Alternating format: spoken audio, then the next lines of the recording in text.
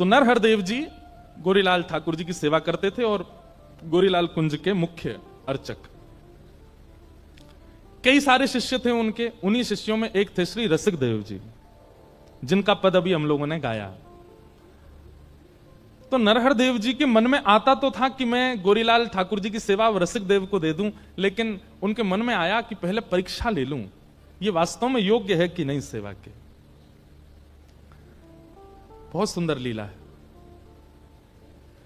तो नरहर देव जी ने क्या किया, अपने दूसरे शिष्य को बुलाया और कई 2-3 शिष्यों को बुला करके कहा, बोले सुनो, कल से तुम लोगों को एक अभिनय करना। अभिनय मतलब नाटक। कैसा नाटक? बोले जबरदस्ती की शिकायतें लेके आनी है रसिक देव की मेरे पास। कभी अपना कोई वस्त्र फाड़ देना और मुझसे आके शिकायत करना, रसिक देव जी ने फाड़ दिया।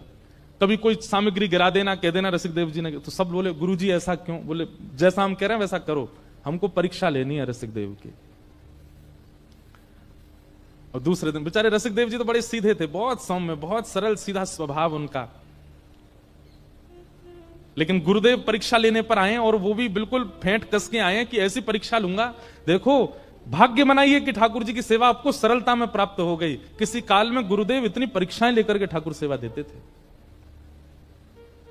आजकल तो दीक्षा भी बहुत जल्दी मिल जाती है।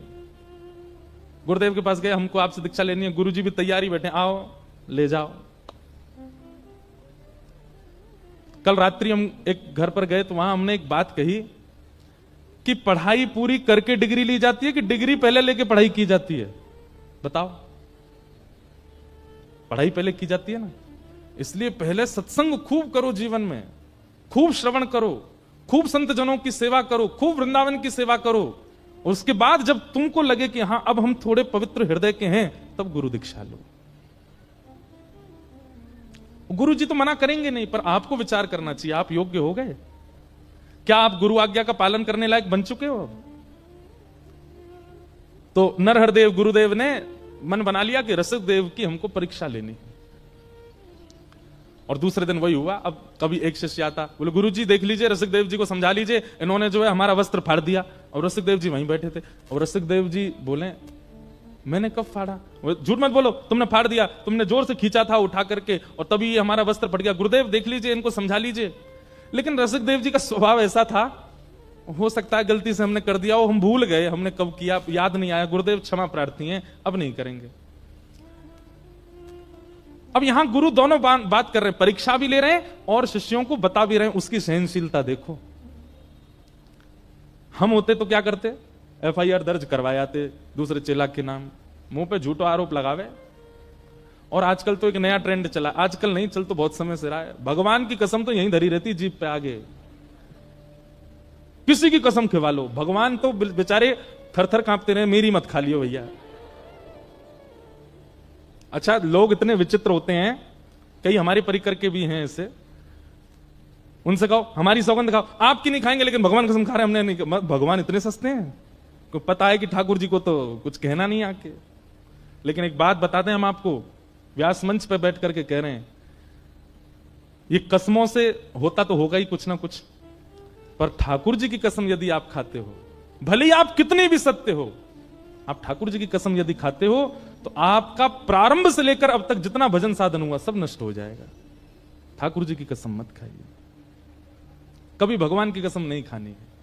ये आज प्रण ले लीजिए, मैया की खा लो, पिताजी की खा लो, पत्नी की खा लो, बच्चन की खा लो, क्यों? जे अपने इनकी खाओ, ठाकुर जी उनकी नहीं। चाहे आप सत्य क्यों नहीं कह रहे हो तब भी नहीं। वो बात अलग है कि जब कोर्ट में जाते हैं तो फिर वहां तो फिर वही दरवाई दिए जाते हैं हाथ, वहां भी झूठ बोलते हैं लोग, गीता जी पे हाथ धर के भी झूठ बोल देते हैं। इसीलिए तो जेल होती है फिर उनका, क्योंकि सारा पुण्य नष्ट हो जाता है। तो रसिक देव जी का स्वभाव कैसा? उन पर झूठा आरोप लगाते हैं। गुरुदेव देखिए ये ऐसा करता है। रसिक देव जी बोले गलती से हो गया होगा, किया नहीं है रसिक देव जी ने, लेकिन कह रहे हैं ये कह रहा है तो सत्य ही होगा, कर दिया होगा मैंने। गुरुदेव क्षमा प्रार्थी, अब नहीं करूंगा। दूसरे दिन फिर कोई चेला ने आके शिकायत की, तीसरे दिन फिर कोई चेला ने शिकायत की। ऐसे इतनी शिकायतें हो गई, रसिक देव जी को खुद ही लगने लगा कि मुझ में अपराध है। और एक दिन नरहर देव जी गुरुदेव जो थे उनके, उन्होंने कहा ए रसिक देव इधर आओ, तुम्हारी बहुत शिकायतें आ रही हैं हमारे पास, अब अगर एक भी शिकायत आई तो हमको कठोर नियम लेना पड़ेगा। बोले गुरुदेव मैं कुछ नहीं करूंगा। रसिक देव जी कुछ नहीं करते, सुबह स्नान करके एक कोने में खड़े रहते, भैया मुझसे पता नहीं कब अपराध बन जाता है, आज मैं कुछ नहीं करूंगा।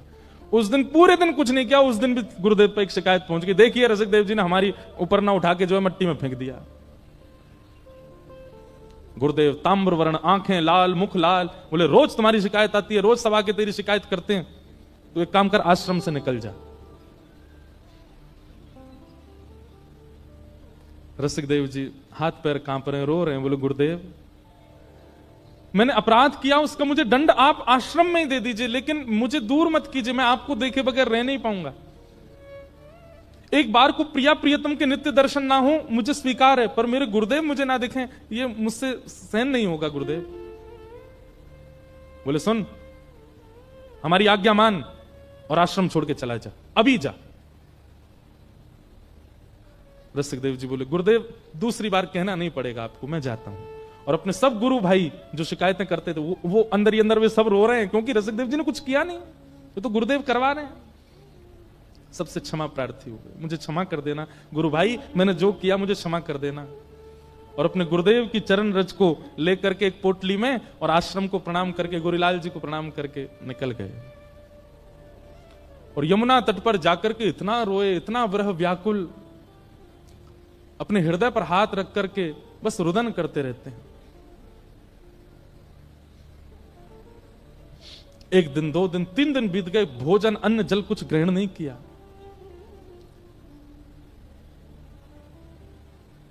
लेकिन रसिक देव जी के इतनी ख्याति थी कि उनके कई वैष्णव बाहर के ऐसे थे ब्रजवासी जो उनको घेरे रहते थे, तो वे सब लाते, उनको प्रसाद पवा देते, उनके वस्त्र धो देते, उनकी सेवा कर देते। पर रसिक देव जी व्याकुल पड़े रहते, मेरे गुरुदेव ने मुझे दूर कर दिया अपने से। नजरों से गिराना ना, चाहे जितनी सजा देना, नजरों से गिराना ना, चाहे जितनी सजा देना, नजरों से जो गिर जाए, नजरों से जो गिर जाए, मुश्किल ही संभल पाए, राधे तेरे चरणों की, श्यामा तेरे चरणों की, गर धूल जो मिल जाए, सच कहता हूँ मेरी तकदीर बदल जाए, राधे तेरे चरणों की। ये तो वही समझ सकता है जब कोई प्रेम करने वाला, अत्यंत प्रेम करने वाला आपसे नजर फेर लेता है, उस समय ऐसा लगता है असंख्य बाण मार दिए हो हम। रसिक देव जी की निष्ठा प्रिया प्रियतम में है, पर जितनी प्रिया प्रियतम में है उससे कई गुना ज्यादा अपने गुरुदेव में, और वो गुरुदेव अपनी नजरों से आगे कर दें, और वो भी तब जब रसिक देव जी का कोई अपराध नहीं।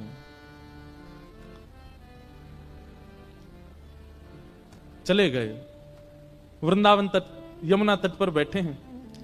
कुछ दिन लगे उनको ठीक होने में, संभलने में।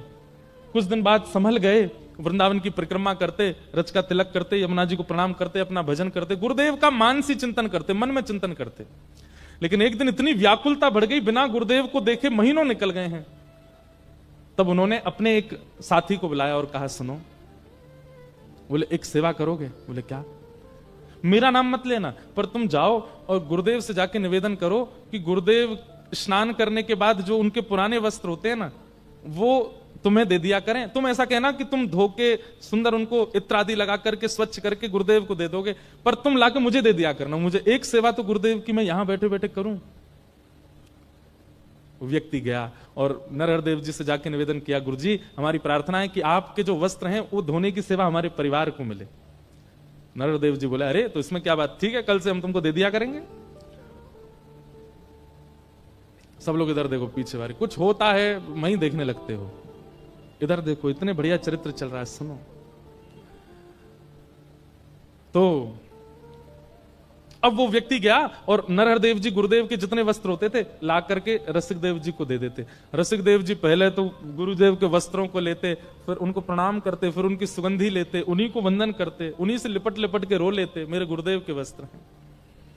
और फिर उसके बाद सुंदर जल से उनको स्वच्छ करते, सुखाते, वही उनकी सेवा, नाम जप और गुरुदेव के वस्त्र धोना, यही उनकी सेवा थी।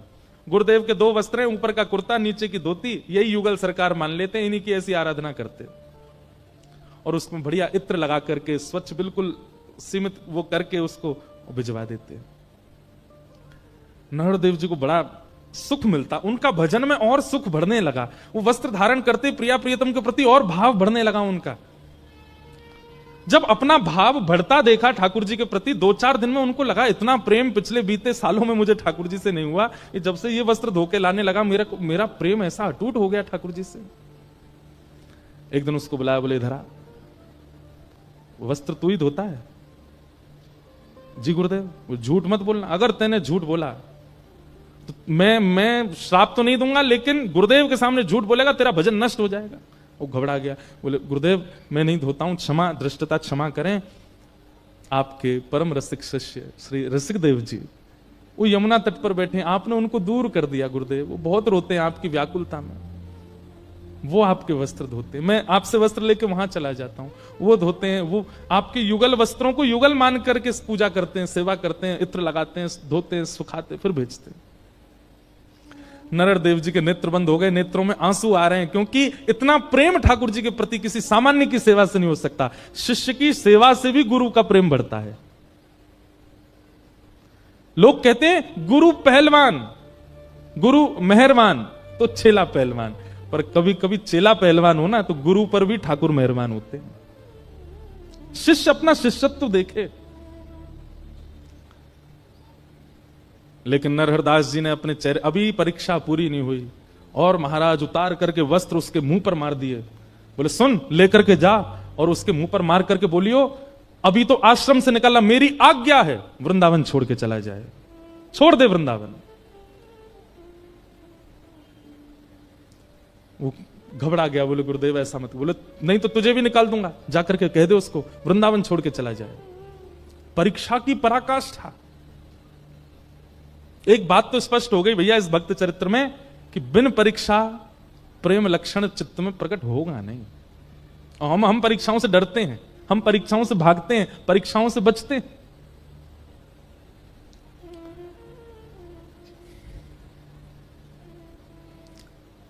अब वो जो रोज गुरु जी के वस्त्र लाता था, आज वो रोता रोता रसिक देव जी तो प्रतीक्षा करते थे गुरुदेव के वस्त्र आ रहे होंगे, बड़े व्याकुल दौड़ करके आधे रास्ता में बोले आज तुम खाली आता है, वस्त्र नहीं लेकर के आए गुरुदेव के।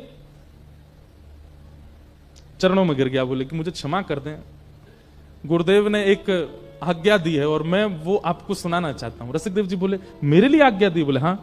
बोले क्या आज्ञा? बोले गुरुदेव कह रहे हैं कि आप वृंदावन छोड़ के चले जाओ। उन्हें पता चल गया कि आप सेवा कर रहे हैं वस्त्रों की, इसलिए गुरुदेव ने आज्ञा दी है कि आप वृंदावन छोड़ के चले जाओ। सुनते ही रसिक देव जी के नेत्र सजल हो गए। विचार कर रहे हैं ऐसा अपराध मैंने क्या किया, आश्रम से निकाल दिया, वृंदावन से भी दूर हो। अरे गुरुदेव के अलावा ये वृंदावन ही तो था, ये लता गुल्म पत्र यमुना जी और ये रज ही तो थी जिससे मेरे प्राण बच रहे थे, अब इससे दूर कैसे जाऊं? लेकिन गुरु की आज्ञा है। जो उनकी थोड़ी बहुत सामग्री थी उठा करके अपने कंधे पर टांग करके श्री रसिक देव जी वृंदावन छोड़ के चले गए। और वृंदावन छोड़ करके अब मथुरा में रहने लगे, कम से कम ब्रज में तो रहूं। अब फिर वही हुआ, महीनों तक तो उनको लगा ठीक होने में, महीनों बाद जब रसिक देव जी ठीक हुए, थोड़े व्यवस्थित हुए, गुरुदेव की याद आने लगी। बंधु सुनने में आपको थोड़ा अटपटी नहीं लग रही कथा? क्योंकि हमारा स्वभाव ऐसा है ही नहीं। इतनी नकारताएं अगर हम अपने जीवन में देख लें, हम तो त्याग ही कर देते हैं। अरे गुरुजी लो अपनी कंठी माला धरो।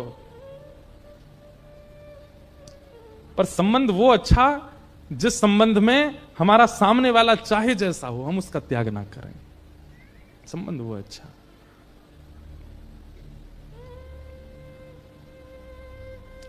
रसिकदेव जी मथुरा में रहने लगे। कुछ दिन बाद थोड़े ठीक हुए, तो ठीक होकर के अब सोचने लगे गुरुदेव के दर्शन तो कर नहीं सकता, वस्त्र भी छू नहीं सकता, कैसे क्या करूं। लोग बाग आते थे रसिकदेव जी से मिलने, दान दक्षिणा चढ़ाते थे, रसिकदेव जी सब इकट्ठी करते।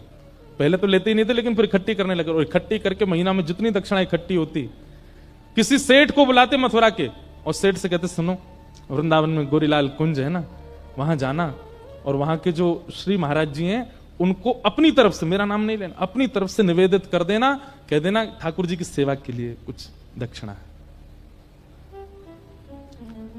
सेठ जाता, सेठ गया, जाकर के महाराज खूब सारा धन, जैसे ही उसने नरहरदेव जी को प्रणाम, बोले ठाकुर जी की सेवा के लिए, उत्सव के लिए थोड़ी राशि है महाराज जी, स्वीकार करो। महाराज जी बोले अरे वाह भैया बढ़िया, अब चलो महाराज ठाकुर जी का बढ़िया उत्सव करेंगे हम इससे। और धन ले लिया, धन लेकर के खूब सुंदर उत्सव किया। उत्सव हुआ वृंदावन में, और विश्राम घाट मथुरा में नाच रहे थे श्री रसिकदेव जी की, आज ठाकुर जी का उत्सव हो रहा है, मेरी सेवा कैसे भी गुरुदेव स्वीकार तो कर रहे हैं। रसिकदेव जी को अब तो चाव होने लगा, जो भी आकर के कुछ देता सब इकट्ठा करते, और इकट्ठा करके फिर उस सेठ को बुलाते, बोले सुनो ये इस महीने गुरुदेव को दे आओ। 2-3 बार सेवा आ गई वृंदावन, चौथी बार नरहरदेव जी के मन में आई, बोले बहुत बड़ा दानवीर नहीं बनना है ये, महीना भर की सबरी कमाई ला करके और यहां चरणों में अर्पित कर देता है, ये सेठ इतना बड़ा दानी, इसके चित्त में इतना दान कहां से आ गया। सेठ लोग तो 1 साल में 1 बार दान करते हैं, 10 साल तक गाते हैं, ये हर महीने आ जाता है लेकर के। नरहरदेव जी ने कहा, ए सुने धरा सेठ, ये धन तुम्हारा है? बोले जी।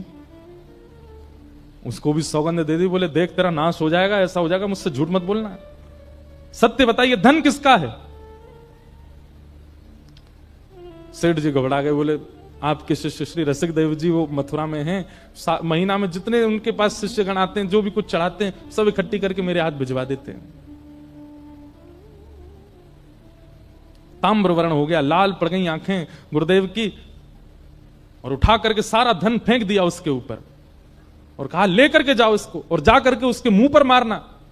उसको आश्रम से निकाल दिया, वृंदावन से निकाल दिया, अब भी पीछा नहीं छोड़ता है, कुछ ना कुछ करके यहां भेजता रहता सामग्री, क्या दिखाना चाहता है। और उसको आज्ञा देना, यदि गुरु के प्रति निष्ठा रखता है तो अब ब्रज छोड़ के चला जाए।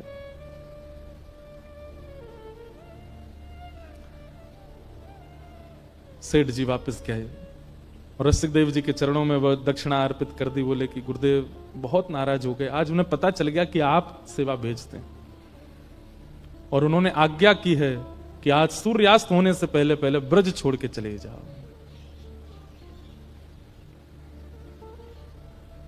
रसिकदेव जी व्याकुलता की पराकाष्ठा पार हो गए, अपनी सामग्री सब उठाई और तुरंत निकल गए वृंदावन ब्रज छोड़ करके, और ब्रज छोड़ करके अपने जन्म स्थान बुंदेलखंड के पास मध्य प्रदेश में पहुंच गए और वहीं रहने लगे। अब ना तो सेवा कर पाते हैं, ना सेवा पहुंचवा पाते हैं, कुछ नहीं करते, केवल वहां बैठे बैठे मानसी में गुरु का स्मरण करते हैं नित्य, अपने गुरुदेव का त्याग नहीं किया। नित्य मानसी में प्रिया प्रियतम और प्रिया प्रियतम के चरणों में बैठे गुरुदेव, और इन तीनों की उपासना करते हैं श्री रसिकदेव जी महाराज। अब तो वर्षों बीत गए, वृंदावन देखा भी नहीं रसिकदेव जी ने। कुछ वर्ष बाद श्री नरहर देव जी बुंदेलखंड यात्रा पर गए,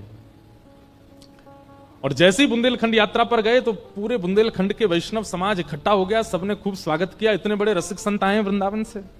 कुछ लोगों ने जाकर के श्री रसिकदेव जी से कहा, बोले आपके गुरुजी आए हैं बुंदेलखंड, आप वृंदावन नहीं जा सकते, आपको अधिकार नहीं है, कम से कम यहां उनका दर्शन कर लीजिए, वो नगर भ्रमण पर निकले हैं, आप बाहर आ जाइए ना, हम लेके चलते हैं, आप दूर खड़े होकर ओटो में से दर्शन कर लेना।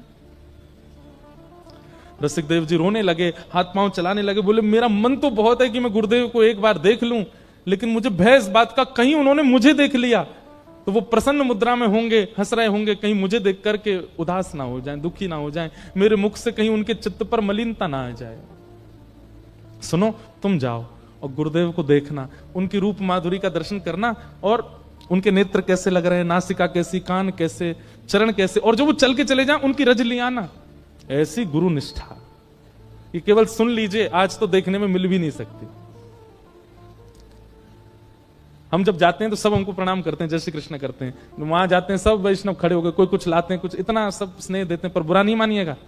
कल कोई यहां पर आकर के कहते महाराज जी कल रात को पी रहे थे, तो आप लोग एक क्षण नहीं लगाओगे, भले ही वो बेचारा ये कहना भूल जाए कि चाय पी रहे थे, इतने में ही आपकी निष्ठा नष्ट हो जाएगी। ये संसार का स्वरूप है। मैं और आप तो आज इस स्थिति में कि हम केवल ये 4 घंटा बैठ के चर्चा कर लें, इतना ही बहुत है। इसके अलावा हमसे कुछ होना नहीं है। हम यहां से जाके भी कुछ गलती करेंगे और यहां आते हैं तब भी कुछ गलत करके ही आते हैं।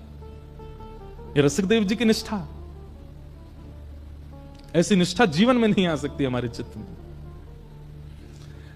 अपने परिकर से बोलते हैं जाओ गुरुदेव के नेत्र कैसे हैं, गाल कैसे हैं, कान कैसे, नासिका कैसी, और जब वो चल के चले जाए ना, उनकी चरण रज लिया ना, मुझे बताना। परिकर जाता है, आकर के बताता, बोले गुरुदेव के बाल थोड़े से पक गए, गुरुदेव के नेत्र ऐसे हैं, गुरुदेव थोड़े वृद्ध हो गए, धीमे धीमे चलते हैं। सुन करके श्री रसिकदेव जी रोने लगे। रज जैसे ही आई, माथे से लगाई, कंठ पर लगाई, मुख में धारण कर ली, मेरे गुरुदेव के श्री चरणारविंद चित्त से लगा करके पूरी रात चिंतन करते रहे। अब तो रसिकदेव जी की ऐसी स्थिति हो गई कि रसिकदेव जी अपनी कुटिया में बैठते हैं और नेत्र बंद करके अपने गुरुदेव का स्मरण करते हैं। वहां गुरुदेव के साथ क्या घटना होती है वो रसिकदेव जी को यहां बैठे बैठे दिखने लग जाता है। एक दिन बुंदेलखंड यात्रा पर रात में गुरुदेव स्नान करने के लिए ब्रह्म मुहूर्त में निकले, तो उस समय पे प्रकाश के लिए टॉर्च तो होती नहीं थी, तो दिया हाथ में लेकर के गुरुजी जा रहे थे। हवा जोर की चली, दिया बुझ गया, और दिया जैसे बुझा तो एक वृक्ष की टहनी थोड़ी नीचे थी, वो गुरुदेव के माथे पर लग गई। और जैसी लगी, यहां ब्रह्म मुहूर्त में श्री रसिकदेव जी अपनी कुटिया में रोने लगे और माथा पकड़ करके कहने लगे, अरे कोई जाओ, मेरे गुरुदेव के माथे पर लगी है, अभी अभी एक टहनी लगी है। रसिकदेव जी के परिकर ने उनका हाथ जैसे दूर किया तो चोट लगी गुरुदेव को, पर रक्त निकला श्री रसिकदेव जी के। ऐसी स्थिति। लेकिन लोग जाकर के केवल कहते हैं नरहर देव जी की कैसी निष्ठुरता, इतने में भी रसिकदेव को स्वीकार नहीं कर रहे हैं। किसी ने जाकर के ये घटना सुना दी कि गुरुदेव आपके माथे पर लगी थी कल। बोले तुम्हें कैसे पता, मेरे साथ तो कोई था नहीं। बोले भगवान, आपका एक शिष्य बैठा है यहां से थोड़ी दूरी पर, आपके साथ कुछ भी घटना होती है उसे पता चल जाता है। परसों आपको एक बूढ़ी मैया ने गर्म दूध पिला दिया था, आपका मुख जल गया था। बोले हाँ, जला आपका मुख, छाले पड़े रसिकदेव जी के। बोले उसको स्वीकार कर लो। तुरंत अपना जो साथ में था कुछ भी उठाकर बोले भाग यहां से, उसका नाम मत लेना मेरे सामने आकर के। अब तो रसिकदेव नरहर देव जी के संग रहने वाले जो और शिष्य थे ना, उन सबको लगने लगा हमारे गुरुदेव की बुद्धि को क्या हो गया है। स्वयं कह करके उसकी शिकायतें करवा दी, हम लोगों से झूठी झूठी शिकायतें सुन करके उसको निकाल दिया, आश्रम से निकाला, वृंदावन से निकाला, ब्रज से निकाला, और अब भी उसको स्वीकार नहीं कर रहे हैं। ये चाहते क्या है। और इतने क्रोध में आ गए, रसिकदेव जी का नाम सुनते ही तुरंत शिष्यों से बोला अभी वृंदावन चलो, अब नहीं रहना यहां पर। शिष्यों में से भी कई लोगों ने कहा बोलो गुरुदेव ऐसा स्वभाव आपका पहले तो नहीं था, आप ये किस प्रकार का व्यवहार कर रहे हैं रसिकदेव। बोले मुझे मत सिखाओ, चलो यहां से। बड़े बड़े संतों ने, बड़े बड़े आचार्यों ने, बड़े बड़े भक्तों ने जाकर के नरहर देव जी से कहा कि रसिकदेव को स्वीकार कर लो, पर उन्होंने नहीं किया। ऐसी परीक्षा तो किसी गुरु ने नहीं ली। नरहर देव जी वापस वृंदावन आए और वृंदावन में जैसी गोरीलाल जी की सेवा में पहुंचे, तो अब तक तो और बालक सेवा कर रहे थे, आज जैसे ही आप स्वयं सेवा में गए तो आपने क्या देखा, भीतर विराजमान युगल सरकार प्रिया प्रियतम के नेत्रों से अश्रु गिर रहे हैं। नरहर देव जी ने तुरंत पर्दा किया, चरणों में गिर गए, बोले सरकार जय जय, आप क्यों रुदन कर रहे हैं, सेवा में कोई चूक हो गई, रसोई सिद्ध नहीं हो रही, आपके श्रृंगार में कोई कमी हो रही है, आप क्यों रुदन कर रहे हैं सरकार। प्रिया प्रियतम सचल हो गए उनके सामने, और किशोरी जी आज्ञा देकर के कहने लगी, बोले अब हमसे ये देखा नहीं जा रहा है, अब परीक्षा की पराकाष्ठा कर रहे हैं आप।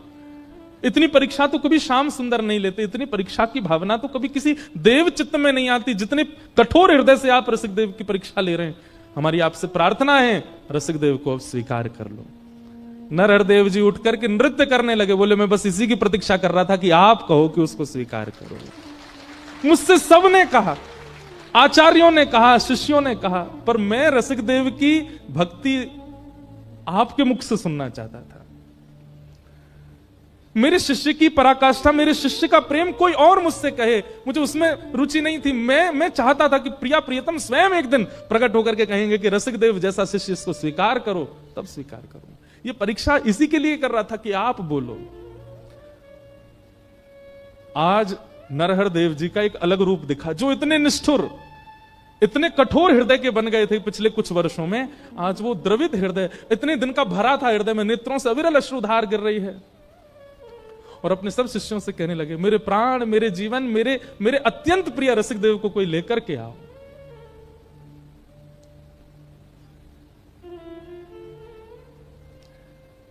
शिष्यों ने जाकर के श्री रसिक देव जी को कहा, बधाई हो गुरु भाई, श्री गुरुदेव आपको वृंदावन बुला रहे हैं। और ये शब्द सुनने के लिए रसिक देव जी के कान तरस गए थे कि मुझे गुरुदेव पुकारे। पैदल ही निकल पड़े बुंदेलखंड से, रोते बिलखते श्री रसिक देव जी आए वृंदावन। और जैसे गोरीलाल कुंज में आकर के श्री गुरुदेव को आज वर्षों बाद देखा, लिपट गए एक दूसरे के अंक से। यहां दोनों का मिलन हो रहा है और भीतर प्रेमाश्रु पुलकित हो रहे हैं श्री श्यामा श्याम के नेत्रों से अविरल अश्रुधार। कभी कभी सिर पर हाथ फेरते हैं, कभी हृदय से लगाते हैं, कभी माथे को चूमते हैं। गुरुदेव बोले, रसिक देव तेरी बहुत परीक्षा ली मैंने, लेकिन तेरी निष्ठा की बलिहारी, एक बार भी तेने मन में मेरे प्रति कोई दुर्भाव नहीं रखा। आज अपने जीवन की जमा पूंजी, अपने समस्त रसिक जनों की जमा पूंजी और मेरे प्राण आधार तुझे हम उपहार में देंगे। और रसिक देव का हाथ पकड़ करके श्री गोरीलाल ठाकुर जी के चरणों में रख दिया। बोले, आज से तेरे जीवन यही है, क्योंकि वृंदावन से निकाला मैंने है और वृंदावन बुलाया इन्होंने है। मैं तुझे वृंदावन बुलाऊं ये मुझ तक सीमित होता। गुरु तो कृपा कर देता है, शिष्यों पर बुला लेता है, पर मैं तो चाहता था मेरे रसिक देव को प्रिया प्रियतम बुलाऊं, और इन्होंने कहकर के बुलाया कि रसिक देव को बुलाओ, आज से यही तेरे सर्वस्व। ऐसे श्री रसिक देव वही गाते हैं, भाग्य बनो वृंदावन पायो, भाग्य बनो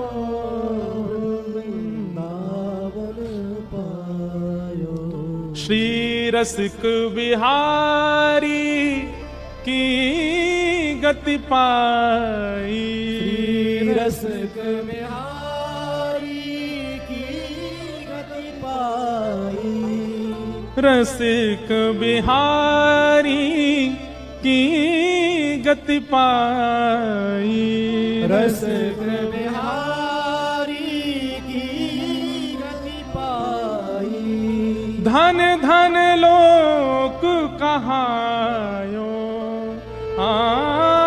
धन धन लोक कहायो, कहायो, भाग्य बड़ो वृंदावन आयो, भाग्य बड़ो वृंदावन पायो। ऐसे श्री रसिक देव जी। तो मैं ये किस भाव से कह रहा था पूरी वृत्तांत को, कि हमें अवसर मिला है मानव देह, इस मानव देह के इस अवसर को व्यर्थ मत गवाइए। कम से कम इस कथा के बाद एक चीज निश्चय कर लीजिए कि आपसे कुछ ऐसा ना बने जिसकी आपको ग्लानि हो बाद में कि मैंने अपने जीवन में यह कृत्य किया। बंधुओं, ग्लानि में जीवन जीना भगवत प्राप्ति में बाधा बन जाता है। कहीं आत्मग्लानि ना हो, कहीं देह ग्लानि ना हो कि मैंने ऐसा क्यों किया।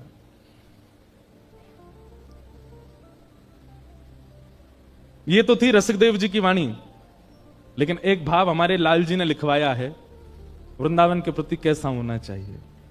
राज